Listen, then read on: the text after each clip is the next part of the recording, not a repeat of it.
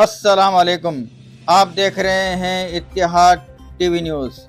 आज हफ्ता 10 फरवरी 2024 और चांद की तारीख है 29 रजब 1445 हिजरी। पेश हैं आज की चंद अहम खबरें।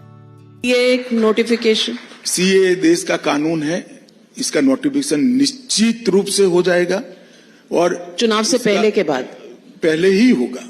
चुनाव लोकसभा इंतखाबात से पहले ही CAA नाफिज होगा, अमित शाह का बयान।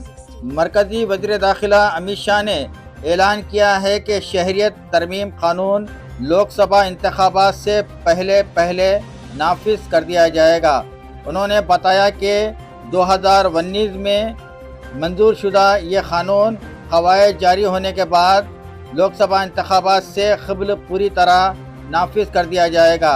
मरकजी वज़ीर दाखिला ने मज़ीद कहा है कि बीजेपी फिर से इक़्तिदार पर आएगी और अपोजिशन की जमातें अपोजिशन में ही रहेंगी।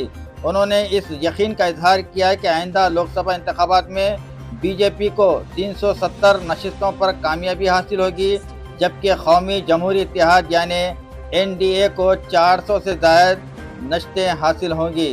उन्होंने दावा किया कि मरकज़ में मुसलसल तीसरी बार वज़ीर आज़म नरेंद्र मोदी की क़ियादत में हुकूमत तश्कील पाएगी।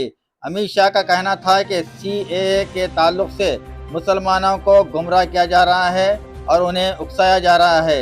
ये किसी भी हिंदुस्तानी की शहरियत छीनने के लिए नहीं है। ये एक नोटिफिकेशन सीए देश का कानून है, इसका नोटिफिकेशन निश्चित रूप से हो जाएगा और चुनाव से पहले के बाद पहले ही होगा। चुनाव के पहले ही सीए को अमल में आना है, इसमें किसी को कंफ्यूजन रखना नहीं है। ये भी कांग्रेस पार्टी के नेताओं का वादा है। जब देश का विभाजन किया और वहां पर ढेर सारे वहां की देश में अल्पसंख्यक जो थे, हिंदू, बौद्ध, जैन, क्रिश्चियन थे, उन पर प्रताड़ना होती थी, सारे लोग यहां भाग कर आना चाहते थे। उस वक्त कांग्रेस पार्टी का वादा था कि आप धीरे धीरे आइए, आप जब भी आओगे भारत में आपका स्वागत है।